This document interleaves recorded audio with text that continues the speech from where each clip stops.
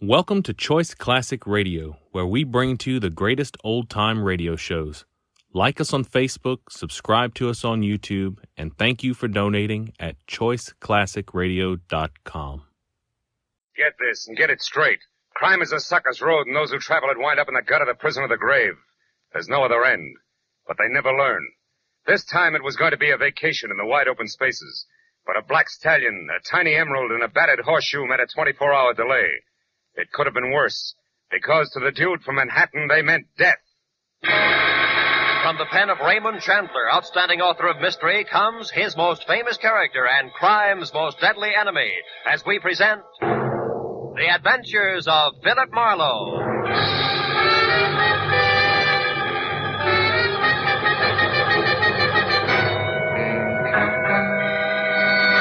Now, with Gerald Moore, starred as Philip Marlowe, we bring you tonight's exciting story, The Dude from Manhattan.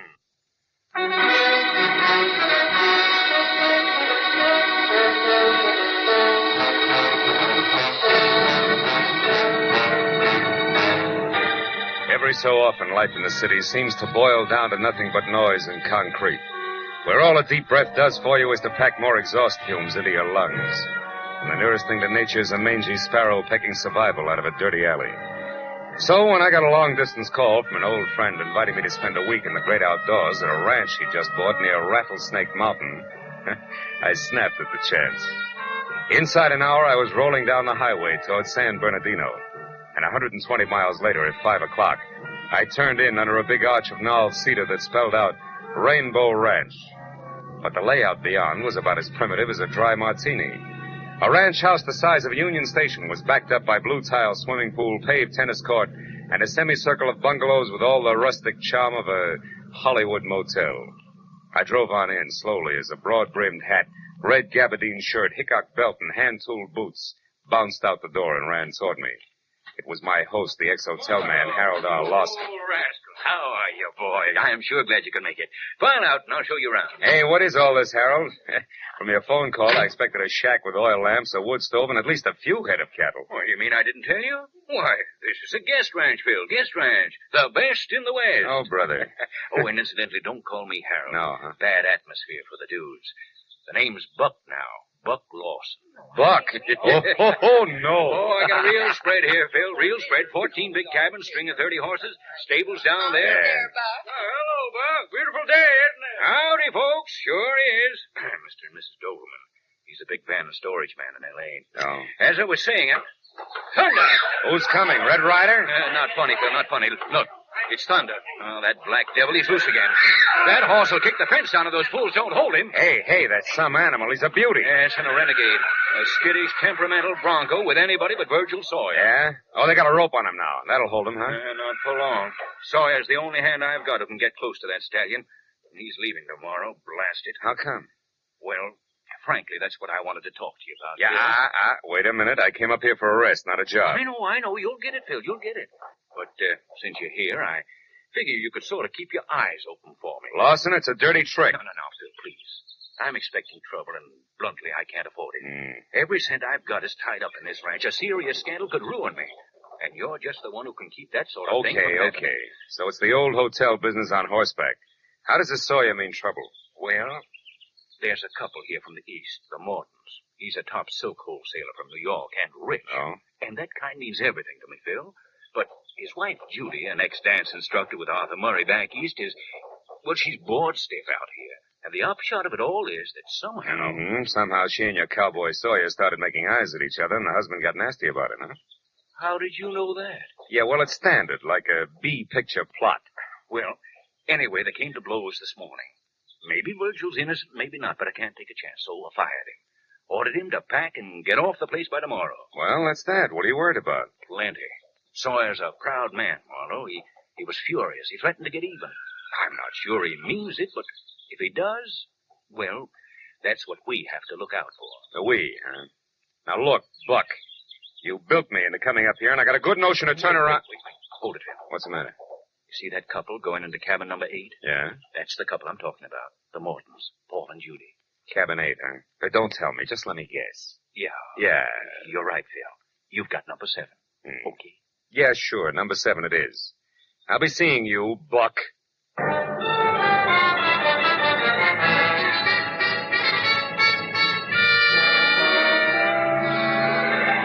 walked up to number 7 and waited for the boy to show up with my bag. Then I started to unpack, but stopped when I heard a riot next door. At that point, sprawling Rainbow Ranch was just a horizontal tenement, nothing more. Well, let me point out a few. Now what are you doing? Shutting the window. Isn't it bad enough to make a fool of yourself in private? You have to make a public scene as well? The voices rattled on for a few minutes, then dwindled off into a long and golden silence that said maybe a peace treaty had been signed. But then a door slammed to number 8, so I peeked out. It was Morton. And from the look on his face, I knew the peace treaty was nothing but an armed truce. I followed him to the big lodge and into the bar, and when he sat down, I took the stool next to him. Well, what'll it be, gentlemen? Scotch and water, no ice. The same, with ice. Well, Mr. Morton, I guess that brands us as dudes, huh? Bourbon's the only drink out west. I wouldn't know, I'm sure. Oh, it's a fact. Hey, that's a handsome ring you got there. And the initials are the same as mine. Those stones are emeralds, aren't they? That's right. Yeah. There's supposed to be 4 of them. One's missing, I see. Is that an emerald, too? It was. Happens to be my birthstone. Oh. Here you are, gentlemen. Oh, fine. Allow me, Mr. Morton. There you are. Oh, thank you, sir. How'd you lose it? Stone, I mean. I don't know. It happened several months ago, and in any case, it's no concern of yours. Now, if you don't mind, I'd just as soon be left alone. Oh, well, that's too bad. Here I was hoping I'd find out all about the silk business. What do you mean by that? Oh, just conversation. You are in that business, aren't you? Of course, but... Hey, who are you anyway? Name's Marlowe. And just why are you prying into my personal affairs, Mr. Marlowe? Because I got a little free advice for you. Cool off before you start the kind of fire you can't put out, huh? So that's it. That cowboy Sawyer. Mm-hmm. Marlowe, now you're getting too personal. I suggest that you mind your own business. Oh, I'm sorry. Didn't mean to lose my temper that way. Good night. Yeah, it's bound to be. Charming, isn't he? Well, Mrs. Morton, where'd you come from? I was standing over there watching. My husband has all the social grace of a tarantula. Well, maybe you should have looked closer before you made the leap. Oh, that's the wonderful thing about him. Yeah? You're not apt to like Paul much when you first meet him. But once you get to know him, you hate him. Yeah, I'm not sure that's funny. It's not supposed to be. I've been living with him for 6 months now. He's so jealous it's unbelievable. He wouldn't leave me in New York, oh no. Insisted on dragging me out to this dust bowl with running water. Why a ranch, I'll never understand. He doesn't know one end of a horse from another. Well, with his aptitude, he'll learn. You know, it might be he figured you two might get back together if you had a chance to relax in the open, Mrs. Morton. Mm-hmm. So he said. However, we weren't here 10 minutes before he accused me of getting romantic with that leather-faced cowboy. Does that make sense? I don't know. Both gentlemen are justified. You're lovely to look at. Somebody ought to remind my husband. His idea of welding a marriage is to spend all his time playing gin with that Doberman. Who? Doberman, the van and storage character from Los Angeles. Oh. Which, of course, leaves me saddled with his wife, Carrie. Now, there's a cute personality for you if you happen to like neurotic parrots. So, what with the desert, the dame, and gin rummy, Virgil began to look pretty good, is that it? Excuse me, folks. Care to order another drink before dinner? Yes, I would. And I'd like it over there, alone. Make it Manhattan, bartender. Strictly Manhattan. And make it double. Mr. Marlowe, good night. No, I'm not so sure.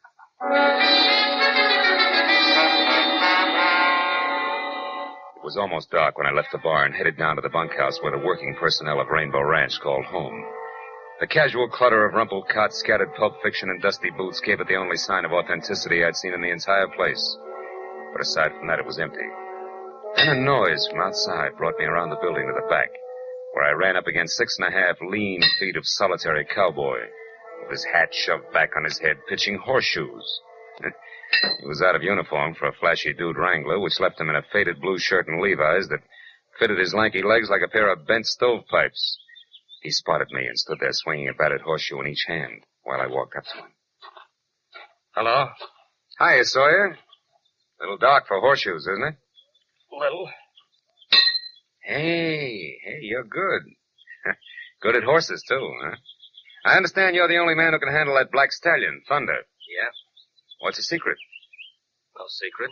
Just have to treat him right. What's on your mind, mister?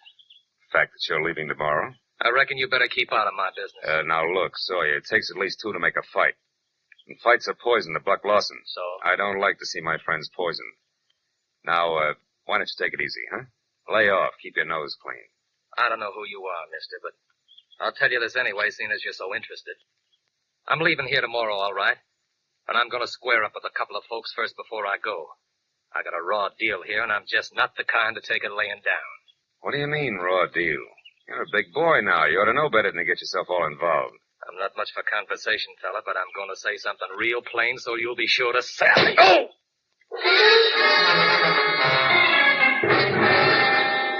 By the time I got myself untangled and back on my feet, the strong, silent fugitive from the old Chisholm Trail was gone. However, my original theory that it takes two to make a fight was still valid. So I decided to find Paul Morton and spend the rest of the evening close to him. His cabin was dark, but I remembered the running gin game he had with the big van and storage man. So I went down the line to the Doberman cabin and knocked. It was Carrie, the perennial dude, who galloped up to open the door. Howdy, stranger. Come on in and set a spell. Our latch is always stringing out. Well, I sure do thank you, ma'am. My name's Marlowe. Orville, this is Mr. Marlowe. Howdy, Marlowe. Howdy. Hope you'll excuse the looks of the place. Our box of extra clothes just arrived from town. Carrie's been unpacking it. Sit down there, Mr. Marlowe. They're mostly old things. Just throw 'em on the floor. Oh, thanks. But really, I can't stay. I'm looking for Paul Morton. I thought I might find him here. Morton, say, there's a nice chap.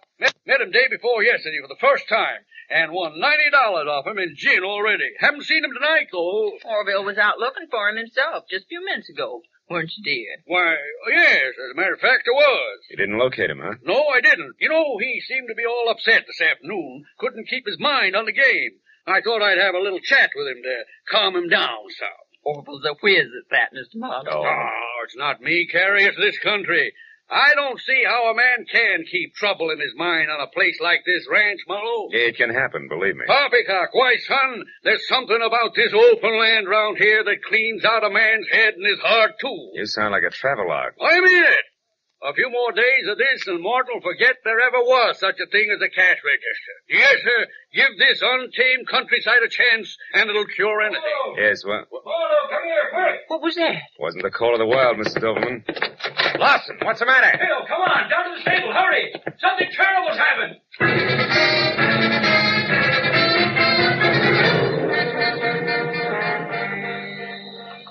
How'd you find out about it, Lawson? One of the boys told me. Heard Thunder raising a terrible fuss. Come over to check, but by then it was all over. Give me the lantern, Harold, will you? Here you are. Holy smoke. It's Paul Morton, all right. He's been trampled to death. Oh, it's a ghastly accident. And it's all my fault, Phil. I knew Thunder was dangerous, and I didn't get rid of him. All right, take it easy. Take it easy. Well, There's a lot of questions to be answered before anybody takes the... Hey, wait a minute. Look at this. Here by the gate. Oh, it's just a horseshoe. Stables are full of them, Phil. Yeah, not like this one. Look at it. It's all battered up. Well, all right, it's battered. What's that supposed to mean? Nothing yet. But it gives me an idea. Because the last time I saw one of these, it was being pitched at an iron stake behind the bunkhouse. What are you getting at? Well, the chances are at least 50-50 that Paul Morton's death was no accident. It was murder.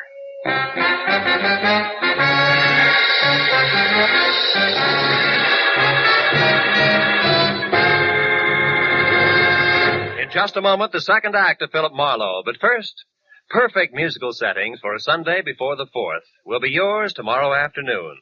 The Symphonette, a half hour of fine orchestral music, and the Choral Airs, a half hour of brilliant vocal music, are regular Sunday afternoon features on most of these same CBS network stations. Now with our star, Gerald Moore, we return to the second act of Philip Marlowe and tonight's story, The Dude from Manhattan.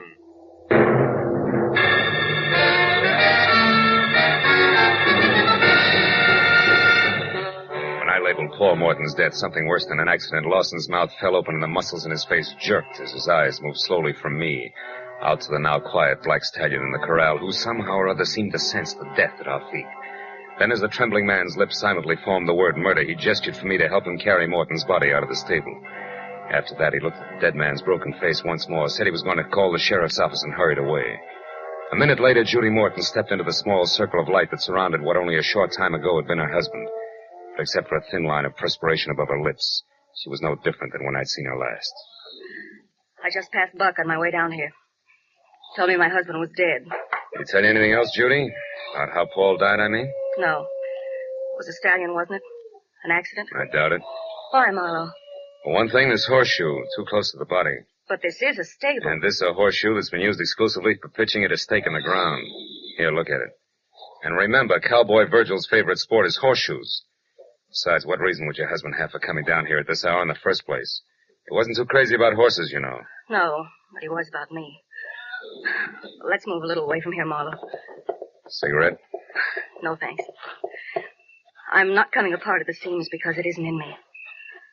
I hated Paul. Hated him with all my heart, Marlowe. I'm down here only because he pleaded with me, begged me to talk to him once more, to listen to reason. About what? About the decision I came to less than an hour ago, which was divorce, unconditionally. I thought you said you came out here to try to patch things up. I did. But I also said that we weren't doing a very good job of it. Then, tonight, a little after we left you at the bar, Marlowe, I got my hands on the lever I needed to pry myself loose from that jealous maniac. It was the knowledge, Marlowe, that my late husband was crooked. Silk business? Yes. While he was drinking his dinner, I went to one of his suitcases for an aspirin. Found what instead? At least 3 dozen samples of the best silks made without any importer's or manufacturer's name. And underneath that, $200,000 in cash. I know enough about the silk business to fill in the blanks, Marlowe. All of which comes under the heading black market, huh? Yes. I added what I had found to the fact that this huge ranch he had insisted on was close to Los Angeles. Close enough for him to run off and conduct his purchasing while I thought he was communing with nature or playing gin with that Mr. Doberman. Then I had him. Mm-hmm. You also had a divorce, no strings attached, right? Exactly. Blackmail to get rid of your own husband. Pretty, isn't it? Yeah. Well, at least with this accident or whatever it is, it's no longer necessary. No.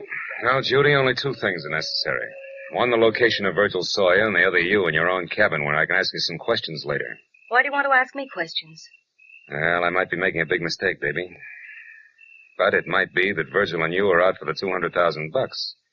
You know, honey, that man in the saddle might like money, too. I'll see you. When I started back for the bunkhouse, the only place I knew of that might give me a lead on the strong, silent horseshoe pitcher, I realized that tagging Paul Morton's death for murder was one thing, proving it was going to be quite another. And when I was there and the place was empty without even signs of a hasty departure, I was sure of it. But not by intuition, as was the gentleman standing in the open doorway watching my every move. Orville Doberman, champion of the wide-open spaces, didn't believe that a clean-cut cowboy could be guilty of anything more unrefined than spitting on a pot-bellied stove. Marlowe, I think you're crazy. Buck told me about your finding that horseshoe next to Morton's body and the conclusion you jumped to from there. You're being very hasty, boy, and that's dangerous, and that's the reason I'm here. I don't believe in necktie parties. Necktie a man's got a right to a fair trial. Hey, hold it! Nobody said anything about lynching your hero. Huh? I want to find Sawyer, so that if I'm right, we can save the state the time and trouble of a manhunt. But since you brought it up, Vigilante, don't scramble for conclusions too quickly yourself. I happen to have a little more to go on than the relative position of a horseshoe. Not that idle gossip that's going around. The same. But at the moment it figures 2 ways. Virgil's unhappy enough with the status quo to liquidate the city slicker. Or Virgil and the squaw light out after a clean start the hard way. Choose one. Nonsense, Marlowe. In either case, and especially the stupid suggestion that the girl and Virgil Sawyer are in cahoots. That I can't believe. Well, sentimental reasons I can't either. Besides, Judy Morton found out enough about her husband within the last hour to make murder for freedom's sake very unnecessary.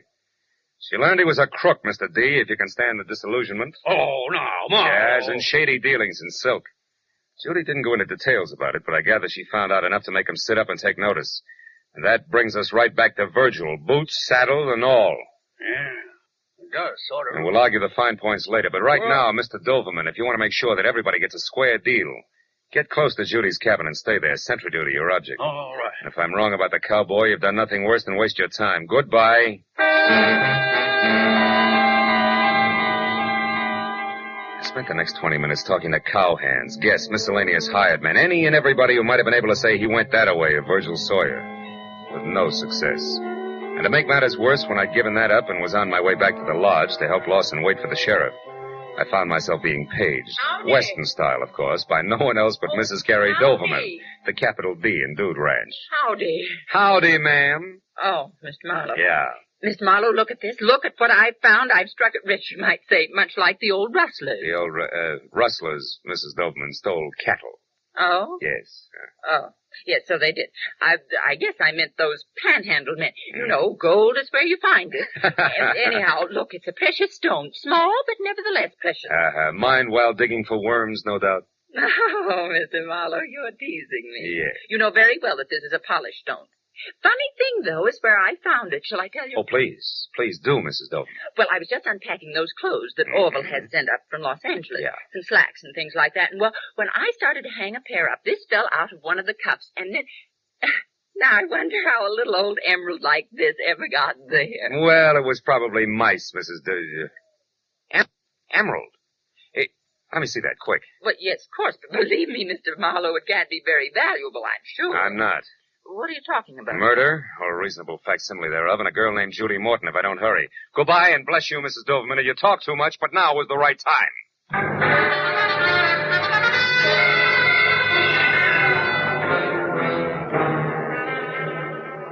As I ran for Judy's cabin, I didn't know any more about the whys and wherefores of Paul Morton's death than I had before I made small talk with Mrs. Doverman. But I did know that unless Lady named Luck and I were on the same team, the Rainbow Ranch was due for a second corpse. When I was close enough to the rough oak door, numbered 8, and Orville Doverman, whom I'd asked to stand guard, was nowhere in sight.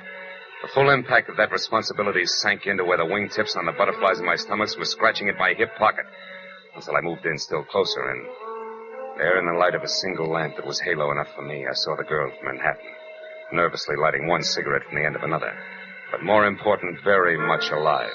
I didn't bother knocking. Marlowe, what are you doing here? What am I doing here? Honey, I'm uncrossing fingers and toes alike. You know, they've been that way since I realized that I opened my mouth too wide, too soon, which put you right smack on what used to be known as the spot. Oh, well, that's the way it happened. Yeah, that's the way it... Now, look, Judy, baby, you can't know what I mean yet. It's Doverman, honey, the gin player with all the moving vans. He's the one your husband was buying that black market silk from. I didn't know that until a few minutes ago, which was after I told him where you could be found and that you knew an awful lot. Oh, which Mr. Marlowe, he thanks you and warns you not to move. Yo. See what I mean, Phil? Yo, sure, I see. You know, it's funny, Doverman, when I was outside and didn't see you around, did see that Judy here was still in good health, I figured that either you had decided to sit tight until you knew exactly how much she did know, or that you already started to run. Yeah, this I didn't count on. And this, Marlowe, should point up what I said earlier about your jumping to conclusions. It's dangerous. Handling hot silk is child's play. It has been for me for 20 years, Marlowe. For your husband, Mrs. Morton, it was much more. That's why I had to come to you like this.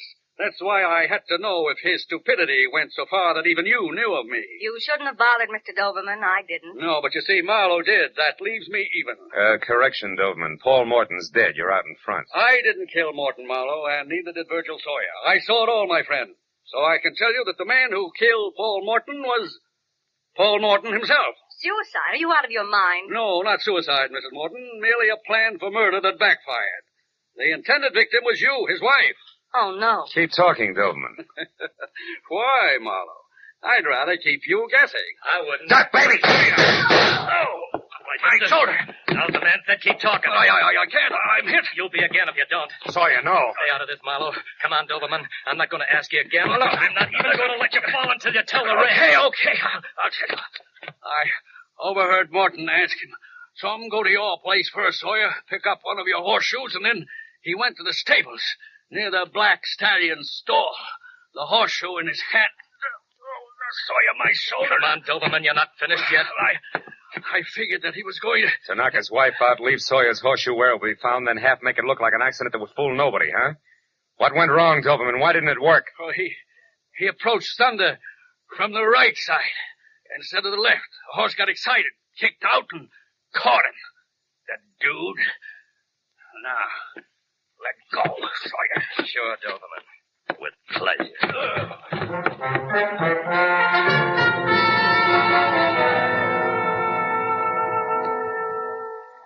It was a slow but steady 2 hours of first aid and questions and answers mixed with a San Bernardino deputy sheriff who couldn't quite get over it before Orville Doberman was on his way to a hospital that featured barred windows. Mrs. Doberman, a complete innocent, was on her way back to Los Angeles. And Buck Lawson, Judy, and I were in the bunkhouse, watching Virgil Sawyer watch a pot full of water boil for coffee, ranch style. Well, you know, you can't ever tell, Marlowe. This whole thing might have just the right effect. Oh. Put the ranch on the map, I mean. After all, it was a genuine 100% cowboy who saved the day for us. Mm-hmm. Oh, no, that's not right, Buck. Huh? It was Marlowe here. I only followed him. Coffee's ready, folks. Oh, Yeah, that's good, for me. good. Let's go. What did make you go up there, Mr. Marlowe? Oh, a little precious stone, Virgil. An emerald that once fell out of Paul Morton's initialed ring. But, Marlowe, that happened a long time ago, 3-4 months. It was just after Paul had returned to New York from Los Angeles. Yeah, and negotiations with Doberman.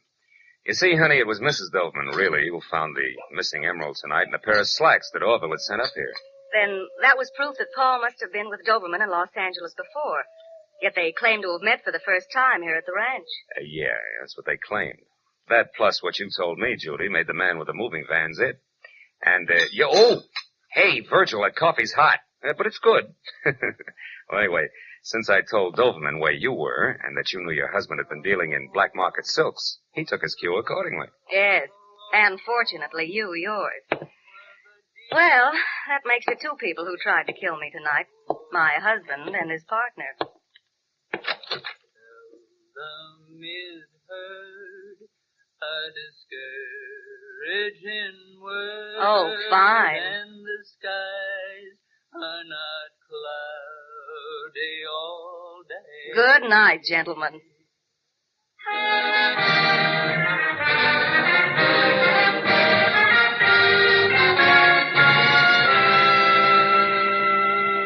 Virgil Sawyer made good coffee and lots of it.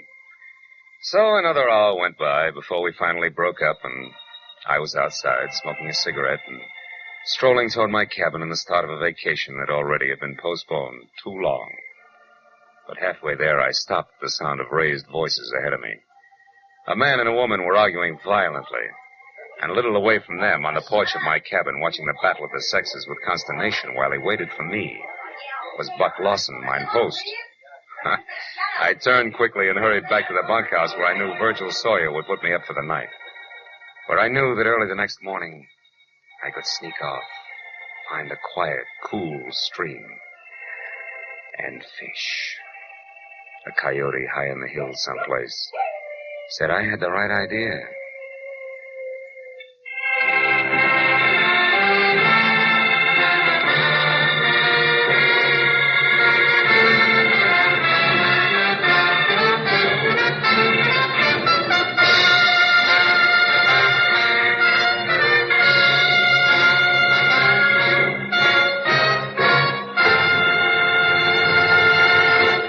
Adventures of Philip Marlowe, bringing you Raymond Chandler's most famous character and crime's most deadly enemy, star Gerald Moore, and are produced and directed by Norman MacDonald. Script is by Mel Donnelly, Robert Mitchell, and Gene Levitt. Featured in the cast were Charlotte Lawrence, Bill Johnstone, Bill Lally, Herb Butterfield, D.J. Thompson, Lou Krugman, and Jack Carrington. The special music is written by Richard O'Runt. Be sure and be with us again next week when Philip Marlowe says... I went from a mansion in Bel Air to a cheap flat in Southgate, looking for a girl with a secret, who a man in a pork pie hat, a wise-cracking secretary, and a fat corpse didn't want me to find, but who I found anyway, because of the quiet number.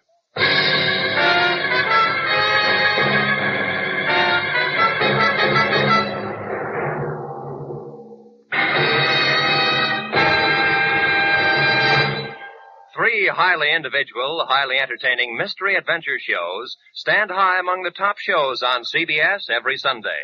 The Green Llama, Call the Police, Sam Spade. Go adventuring with them every Sunday when they come to you over most of these same CBS stations. This is Roy Rowan speaking. Now, stay tuned for Gangbusters, which follows immediately over most of these same CBS network stations.